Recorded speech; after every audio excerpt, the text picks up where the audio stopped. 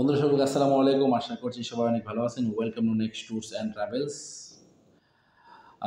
আমার ইউটিউব চ্যানেলের নতুন আরও একটি ভিডিওতে আপনাদের শুভেচ্ছা এবং স্বাগত জানাচ্ছি। ইতিপূর্বে আমি কথা বলেছিলাম আমার ভিডিওতে থাইল্যান্ড এবং সিঙ্গাপুর ভিসা নিয়ে। এখন তারই সুবাদে আরও একটি টুরিস্ট কান্ট্রির ভিসা নিয়ে কথা বলবো, সেটা হচ্ছে মালয়েশিয়া। আপনারা জানেন মালয়েশিয়া খুবই সুন্দর একটি কান্ট্রি, এশিয়ার মধ্যে একটি কান্ট্রি। এই মালয়েশিয়ার ই ভিসা বা ট্যুরিস্ট ভিসা করার জন্য আপনার কী ধরনের ডকুমেন্টস লাগে সেই ব্যাপারে এই ভিডিওতে আলোচনা করব এবং তার সাথে কথা বলবো যারা ট্রাভেল হিস্ট্রি বানিয়ে আপনারা ইউরোপের দেশগুলোতে সেটেল হতে যাচ্ছেন, তাদের জন্য বিশেষ সুযোগ আমাদের কোম্পানির পক্ষ থেকে রয়েছে। আপনারা অবশ্যই যোগাযোগ করবেন। প্রথমে আলোচনা করি মালয়েশিয়ার ট্যুরিস্ট ভিসা নিয়ে। তারপরে ভিডিওর শেষ অংশে আলোচনা করব যে আপনি কিভাবে বাংলাদেশ থেকে বিভিন্ন দেশ ভিজিট করার মাধ্যমে আপনার কাঙ্ক্ষিত ইউরোপের সেনজেন কান্ট্রির দেশটির ভিসা আপনি হাসিল করতে পারেন। তো সাথে থাকার জন্য ধন্যবাদ। আপনারা জানেন আমি সবসময় ন্যাচারালভাবে ভিডিও করে থাকি। আমার কাছে কোনো স্ট্রং ডিভাইস নেই। আমি আমার পার্সোনাল মোবাইল দিয়ে কিন্তু ভিডিও করে থাকি। আমার ভিডিওগুলো অনেক ন্যাচারাল হয়, তেমন এডিটিংয়ের দরকার পড়ে না। তাই মনে কেউ কষ্ট নেবেন না। আমি খুবই সিম্পলভাবে ভিডিও করার চেষ্টা করি। আপনাদেরকে সিম্পলভাবে বোঝানোর চেষ্টা করি, যে কোনো ভিডিওতে যে কোনো ইনফরমেশন দেওয়ার চেষ্টা করি। ধন্যবাদ সাথে থাকার জন্য। চ্যানেলটি সাবস্ক্রাইব করে দিবেন এবং ভিডিওটি মনোযোগ সহকারে দেখবেন। ঠিক আছে, চলুন তাহলে শুরু করি। আমি এত কিছু তো বিস্তারিত মনে রাখতে পারবো না, যার কারণে আমি নোট করে রেখেছি যেন আপনারা বুঝতে পারেন। সহজভাবে বুঝিয়ে দিচ্ছি যে মালয়েশিয়ার ভিজিট ভিসার জন্য আপনার কী ধরনের ডকুমেন্টস লাগবে এবং কারা কারা মালয়েশিয়া যায় সেটা আপনারা জানেন। আমিও ভিডিওতে আলোচনা করব, সমস্যা নেই। যারা মূলত বিভিন্ন কাজের জন্য যায়, কেউ ওয়ার্ক পারমিট ভিসায় যায়, কেউ মেডিকেল পারপাসে যায়, কেউ স্টুডেন্ট ভিসা নিয়ে যায়, কেউ আর যারা ট্যুরিস্ট ভিসা যায় তারা বেসিক্যালি ট্রিটমেন্টের জন্য যায়, শপিংয়ের জন্য যায়, হানিমুনের জন্য যায়, বিভিন্ন পারপাসে কিন্তু মালয়েশিয়া ঘোরার জন্য যায়, বিজনেস পারপাসে যায় অনেকে। তো এই মালয়েশিয়া ট্যুরিস্ট ভিসা যেতে হলে আপনাকে মালয়েশিয়া ট্যুরিস্ট ভিসা অ্যাপ্লাই করতে হলে আপনার কী ধরনের ডকুমেন্টস লাগবে সেটা নিয়ে আলোচনা করব প্রথমে। প্রথমেই তো আপনার দরকার পড়বে পাসপোর্ট। আপনারা জানেন যে পৃথিবীর যে কোনো দেশে যেতে হলে আপনার অবশ্যই পাসপোর্টের দরকার পড়ে এবং পাসপোর্টের মেয়াদ মিনিমাম 6 মাসের বেশি থাকতে হবে। এই জিনিসটা খেয়াল রাখবেন। পৃথিবীর যে কোনো দেশে যেতে হলে আপনাকে অবশ্যই পাসপোর্ট লাগবে। শুধুমাত্র পাসপোর্ট থাকলে হবে না, পাসপোর্টের মেয়াদ মিনিমাম 6 মাসের বেশি থাকতে হবে। ঠিক আছে, এটা হচ্ছে প্রথম শর্ত। আর মালয়েশিয়ার ই ভিসা পেতে হলে আপনাকে অবশ্যই বর্তমান পাসপোর্ট এবং পূর্বের যদি কোনো পাসপোর্ট থেকে থাকে সেটার বায়োপেজ স্ক্যান কপি দিতে হবে। ঠিক আছে, বায়োপেজ স্ক্যান করে দিতে হবে। যে বায়োপেজ হচ্ছে আপনার যে পাসপোর্টের যে ফ্রন্ট পেজের ভিতরে যে আপনার প্রথম পাতাটা রয়েছে, যেটার মধ্যে আপনার নাম, ঠিকানা, অ্যাড্রেস, ইচ অ্যান্ড এভরিথিং আছে, আপনার ছবি-টবি সব কিছু দেওয়া আছে। সেটাই হচ্ছে পাসপোর্টের বায়োপেজ। তো বায়োপেজের স্ক্যান কপি দিবেন এবং পূর্বে যদি কোনো পাসপোর্ট থেকে থাকে অবশ্যই সেটা অ্যাটাচ করে দিবেন। আচ্ছা, তারপরে হচ্ছে আপনার পাসপোর্ট সাইজ ফটো। মালয়েশিয়ার জন্য ই ভিসার জন্য অবশ্যই পাসপোর্ট সাইজ ফটো দিবেন। আপনার ব্যাকগ্রাউন্ড হতে হবে সাদা ব্যাকগ্রাউন্ড হতে হবে এবং তার জন্য ফিক্সড কিছু সাইজ রয়েছে, সেটা আমরা আবেদন করার সময় বলে দেব, সমস্যা নেই। তারপর প্রথমে আসি ব্যাংক ডকুমেন্টস। আপনার ব্যাংকের জন্য ব্যাংক থেকে ২টা ডকুমেন্টস লাগবে যদি আপনি মালয়েশিয়ার ই ভিসার জন্য আবেদন করতে চান। প্রথম হচ্ছে আপনার ব্যাংক সলভেন্সি সার্টিফিকেট, তারপর হচ্ছে আপনার লাস্ট 6 মান্থের ব্যাংক স্টেটমেন্ট, গত 6 মাসের ব্যাংক স্টেটমেন্ট লাগবে এবং ব্যাংক সলভেন্সি সার্টিফিকেট লাগবে। একটা মিনিমাম অ্যামাউন্ট আপনার ব্যাংকে থাকতে হবে এবং তার সাথে আপনার ব্যাংক সলভেন্সি এটা হচ্ছে আপনার ব্যাংক সলভেন্সি সার্টিফিকেট এবং মিনিমাম 6 মাসের স্টেটমেন্ট থাকতে হবে। এটা হচ্ছে আপনার ব্যাংক ডকুমেন্টস। ব্যাংকের এই 2টা ডকুমেন্টসই আপনার হলে চলবে। তারপর আসি যারা বিবাহিত আছেন তাদের জন্য লাগবে ম্যারেজ সার্টিফিকেট। যদি আপনার বিবাহিত যে ম্যারিটাল স্ট্যাটাসটা এটা যদি আপনার পাসপোর্টে আপডেট না করা থাকে, আপনি যদি ফ্যামিলি সহ আবেদন করেন সেক্ষেত্রে আপনার ম্যারেজ সার্টিফিকেটের প্রয়োজন পড়বে। ঠিক আছে, তারপর আসি চাকরিজীবী যারা সরকারি অথবা প্রাইভেট সেক্টরে চাকরি করতেছেন তাদের কী ধরনের ডকুমেন্টস লাগবে সেটা আমি বলে দিচ্ছি। আপনার প্রথমে লাগবে আপনার ভিজিটিং কার্ড, আপনার অফিসিয়াল আইডি, আপনার স্যালারি সার্টিফিকেট, লাস্ট 3 মাসের পে স্লিপ, যেটাকে আপনি স্যালারি স্লিপ হিসেবে ধরতে পারেন। আপনার কোম্পানির পক্ষ থেকে এনওসি সার্টিফিকেট। আপনি যদি প্রাইভেট সেক্টরে কাজ করে থাকেন তাহলে অবশ্যই আপনার কোম্পানির পক্ষ থেকে এনওসি সার্টিফিকেট লাগবে। আর যদি ভিডিওটি না বোঝেন সমস্যা নেই, বারবার দেখবেন, বুঝে যাবেন। আমি হয়তো সিস্টেম করে বলতেছি আপনাদের বোঝার জন্য। তারপর যারা ব্যবসায়ী আছেন তাদের জন্য আদার্স কিছু ডকুমেন্টসের প্রয়োজন পড়বে। আপনার 18 সার্টিফিকেট, ঠিক আছে? 18 সার্টিফিকেট লাগবে। আপনার নোটারাইজড ট্রেড লাইসেন্স অবশ্যই প্রত্যেক ভিডিওতে আমি বলে দিচ্ছি, প্রত্যেকটা আপনার ভিসার জন্য কিন্তু আপনার ট্রেড লাইসেন্সের কপি লাগবে, যেটা আপনি যে প্রতিষ্ঠান আপনি চালান, যদি আপনি ব্যবসায়ী হয়ে থাকেন তাহলে সেই প্রতিষ্ঠানের ট্রেড লাইসেন্স নোটারি করা থাকতে হবে, ইংরেজি অনুবাদ থাকতে হবে, ঠিক আছে?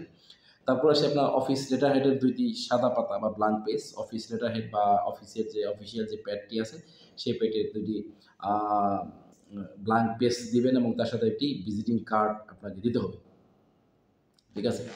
আচ্ছা, এরপর আছে যারা স্টুডেন্টরা আছেন, যারা ছাত্রছাত্রীরা আবেদন করতেছেন, অনেকে হয়তো ফ্যামিলির সাথে আবেদন করবেন, যাদের 18 বয়সের নিচে আছে যারা, তাদের অবশ্যই স্টুডেন্ট আইডি প্লাস আপনার বার্থ সার্টিফিকেট দিতে হবে।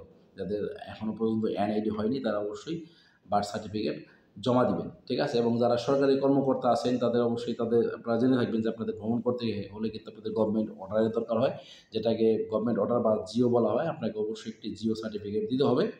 আর দ্বিতীয় হচ্ছে যে আপনার যারা আইনজীবী যারা আছেন তাদের একটি সার্টিফিকেট লাগবে, যেটাকে বার মেম্বারশিপ সার্টিফিকেট বলা হয়। আপনার বার মেম্বারশিপ সার্টিফিকেট লাগবে, আপনার আইডি কার্ড এবং আপনার ভিজিটিং কার্ড লাগবে। যারা ডক্টর আছেন, ডক্টর ভাইরা আছেন, ভাই বোনেরা আছেন, তাদের বিএমডিসি সার্টিফিকেট লাগবে এবং ভিজিটিং কার্ড লাগবে। মানে ভিজিটিং কার্ড আপনি যে কারো লাগবে, আপনি চাকরি করেন ভিজিটিং কার্ড, আপনি ব্যবসা করেন ভিজিটিং কার্ড, আপনি ওকালতি করেন ভিজিটিং কার্ড, আপনি ডক্টর, তাও আপনার ভিজিটিং কার্ড লাগবে, ঠিক আছে? আর ইতিপূর্বে যদি আপনি থাইল্যান্ড, মালয়েশিয়া, সিঙ্গাপুর কোনো দেশ ভ্রমণ করে থাকেন, তাহলে কিন্তু আপনার সেই ভ্রমণকৃত দেশগুলোর ভিসা কপি এবং সেই ভ্রমণকৃত দেশগুলোর ইমিগ্রেশন এবং বাংলাদেশ ইমিগ্রেশন যে ক্রস করার সময় যে স্ট্যাম্পটি দেওয়া হয়, সেই স্ট্যাম্পগুলোর কিন্তু কপি আপনাদেরকে দিতে হবে, ঠিক আছে? এটা গেল আপনার এই মালয়েশিয়ার ভিসা পাওয়ার ক্ষেত্রে আপনার ডকুমেন্টস যে রিকোয়ারমেন্টগুলো ছিল, এগুলো আপনার লাগবে। আপনারা যারা থাইল্যান্ড, মালয়েশিয়া, সিঙ্গাপুর, চায়না, মালদ্বীপ, শ্রীলঙ্কা সহ আরও বিভিন্ন দেশ ঘুরতে চান, তারা চাইলে আমাদের কোম্পানি নেক্সট ট্যুরস অ্যান্ড ট্রাভেলসের সাথে যোগাযোগ করতে পারেন। আমাদের অফিসিয়াল ফেসবুক পেজ ভিজিট করতে পারেন। আমাদের পেজে অনেক অফার রয়েছে, আপনারা দেখতে পারবেন। সেখানে আমাদের বিভিন্ন দেশের ট্যুর প্যাকেজের অফার রয়েছে, সেখানে দেখতে পারবেন। বিভিন্ন দেশের ভিসা প্রসেসিংয়ের যে সার্ভিস চার্জ বা প্রোভাইডিং যে ডকুমেন্টসগুলো দেওয়া আছে, সেগুলো আপনারা ভিজিট করতে পারেন, দেখতে পারেন। আর আমার এই ভিডিওটি আপনারা অবশ্যই বেশি করে শেয়ার করবেন, সকলকে দেখার সুযোগ করে দেবেন। আপনার একটি শেয়ারের মাধ্যমে তো কোনো একটি ভাইয়ের, কোনো একটি বোনের কিন্তু অনেক হেল্প হবে। যারা বিশেষ করে ভিজিট ভিসার জন্য যেতে যাচ্ছেন, ঘোরার জন্য, শপিং করার জন্য বা আদার্স যে কোনো পার্সোনাল কাজের জন্য যেতে যাচ্ছেন, তারা চাইলে সরাসরি আমাদের সাথে যোগাযোগ করতে পারেন, ঠিক আছে? অনেকেই আপনার সঠিকভাবে না জানার কারণে কিন্তু অনেকের ভিসা রিজেক্ট হয়ে যায়, ঠিক আছে? আপনি অ্যাপ্লিকেশন করলেন, যেহেতু আপনার এই ভিসার জন্য আপনাকে এম্বাসি যেতে হবে না, আপনার পাসপোর্ট জমা করতে হবে না, আপনাকে মেডিকেল করতে হবে না, আপনার কোনো আদার্স কোনো টেনশন নিতে হবে না। সেক্ষেত্রে আপনার যে ডকুমেন্টসগুলো আছে এগুলো কিন্তু অবশ্যই আপনার অথেন্টিক হতে হবে। ডকুমেন্টসগুলো আপনি যদি অথেন্টিকভাবে দেন, প্রপার ওয়েতে দেন এবং আপনার সব কিছু ঠিকঠাক থাকে, তাহলে আপনি শিওর থাকেন যে 100% শিওর থাকেন যে আপনার ভিসাটি হয়ে যাবে, ঠিক আছে? হ্যাঁ, একেকটি ভিসা প্রসেসিংয়ের জন্য একেক দেশে ভিসা প্রসেসিং জন্য একেক ধরনের সময় লাগে, নিয়ম নীতি আপনার ফলো করতে হয়। সো সেগুলো যদি আপনি প্রপারভাবে ফলো করতে পারেন, তাহলে কিন্তু আপনি আপনার কাঙ্ক্ষিত ভিসাটি পেয়ে যাবেন, ঠিক আছে? আমার কন্ট্যাক্ট নাম্বার আপনি অবশ্যই আমাদের ভিডিও স্ক্রিনে পেয়ে যাবেন। সেখান থেকে আমাদের সাথে সরাসরি যোগাযোগ করতে পারেন, অথবা আমার ধানমন্ডিতে আমাদের অফিস ভিজিট করতে পারেন বিস্তারিত জানার জন্য। যারা আমার এই ভিডিওটি দেখছেন, আজকে অনেকদিন পরে সম্ভবত ভিজিট বিষয় নিয়ে কথা বললাম, আপনারা অবশ্যই ভিডিওটি বেশি করে শেয়ার করে দেবেন, সকলকে দেখার সুযোগ করে দেবেন। এবং থাইল্যান্ড, মালয়েশিয়া, সিঙ্গাপুর, মলদ্বীপ, China, Sri Lanka, India, Pakistan, Albania এবং ইউরোপের দেশ, আমেরিকা, অস্ট্রেলিয়া, নিউজিল্যান্ড, যে কোনো দেশের ভিজিট ভিসা প্রসেসিং করার জন্য আপনারা সরাসরি যোগাযোগ করতে পারেন নেক্সট ট্যুরস অ্যান্ড ট্রাভেলসের সাথে, ঠিক আছে? অনেক কথা বললাম, অনেক কিছুর কথা বললাম। এখন আসি যারা ইউরোপের দেশগুলোতে যেতে যাচ্ছেন, বিভিন্ন দেশের ইউরোপের বিভিন্ন ওয়ার্ক পারমিট আমাদের হাতে আছে। আপনারা জানেন যে ওয়ার্ক পারমিটের বিষয় নিয়ে আমি সবসময় কথা বলে থাকি।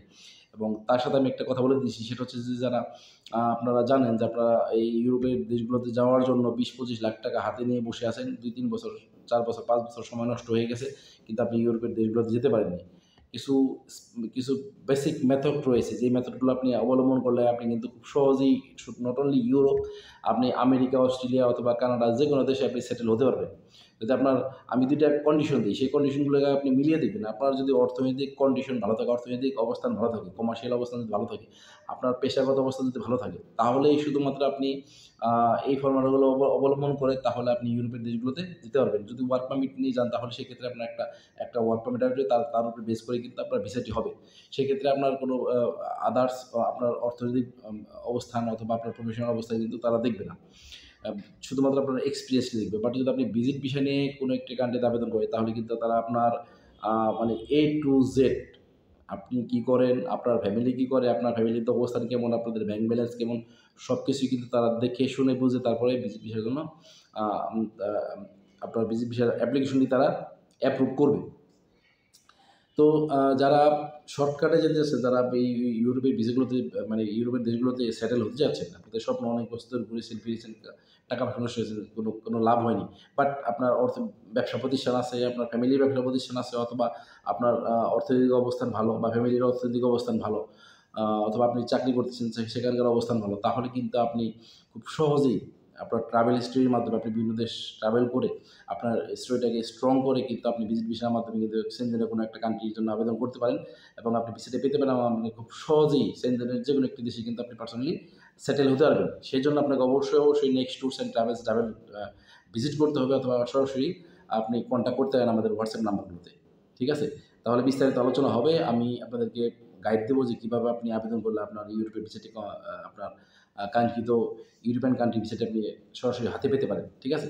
ঘটনা হচ্ছে যে আপনার যদি আপনার ট্রাভেল হিস্ট্রি ঠিকঠাক থাকে, আপনার যদি ব্যাংক স্টেটমেন্ট ঠিকঠাক থাকে, আপনার সবকিছু যদি ঠিকঠাক থাকে, আপনি যদি প্রকৃত ট্রাভেলার হন, এম্বাসি আপনাকে ভিসা দিয়ে দিবে। আপনি যখন এম্বাসিতে আবেদন করবেন, এম্বাসি শুধু জানতে চাইবে যে বুঝতে চাইবে যে আপনি সেই দেশে গিয়ে সেটেল হবেন কিনা। যদি তারা বুঝতে পারে যে সে দেশে গিয়ে আপনি সেটেল হবেন, আপনার ইন্টারভিউ যদি ফেল করেন তাহলে কিন্তু তারা ভিসা দিবে না। বাট আপনাকে তাদের সামনে আপনাকে প্রমাণ করতে হবে যে আমার বাংলাদেশে ব্যবসা আছে, বাংলাদেশে সবকিছু আছে। আমি কিন্তু সেখানে গিয়ে থাকবো না। আমি জাস্ট ঘোরার জন্য যাচ্ছি। যদি আপনার মনে কিন্তু আপনি মনে কিন্তু চিন্তা ভাবনা করবেন যে আমি স্পেনে গিয়ে অথবা ফ্রান্সে গিয়ে অথবা সুইডেনে গিয়ে অথবা পর্তুগালে গিয়ে অথবা সুইজারল্যান্ডে গিয়ে কিন্তু আমি সেটেল হব। কিন্তু সেটা আপনার মনে রাখবেন। যখন আপনি সেনজেন কান্ট্রির জন্য এপ্লাই করবেন, সেনজেন কান্ট্রির জন্য এপ্লাই করার জন্য কিন্তু ডকুমেন্টসগুলো অনেক স্ট্রং থাকতে হয়। আপনার সবকিছু ঠিকঠাক থাকে তাহলে আপনি ভিসা পেয়ে যাবেন। সো থাইল্যান্ড, সিঙ্গাপুর, মালয়েশিয়ার মধ্যে কিন্তু তাদেরও ভিসা কিন্তু প্রসেসিং হয়, বাংলাদেশ থেকেই হয়। অনেকে যায়ও যাদের অবস্থান আছে। সো আপনার অবস্থানটা সেভাবে প্রস্তুত করে তারপরে আপনি আবেদন করতে হবে। তাহলে আপনি ভিসা পেয়ে যাবেন। যারা আ ট্রাভেল হিস্টোরি করে ভিজিট ভিসার মাধ্যমে আপনি সেনজেন কান্ট্রিতে যেতে যাচ্ছেন, তারা কিন্তু চাইলে সরাসরি আমাদের সাথে যোগাযোগ করতে পারেন। আমরা 100% সাপোর্ট দেবো আপনাদের ভিজিট ভিসার ক্ষেত্রে। ঠিক আছে? সে পর্যন্ত তাহলে এখনকার মতো বিদায় নিচ্ছি। অনেকক্ষণ ধরে ভিডিও তৈরি করলাম। কিছুটা ব্রেক নিতে হবে। পরবর্তী সময়ে আবার আসতে হবে। আপনাদের সাথে লাইভে কথা হবে। ধন্যবাদ। ভালো থাকুন, সুস্থ থাকুন, নিরাপদ থাকুন এবং আমাদের পরবর্তী ভিডিও দেখার জন্য অপেক্ষায় থাকুন। আসসালামু আলাইকুম।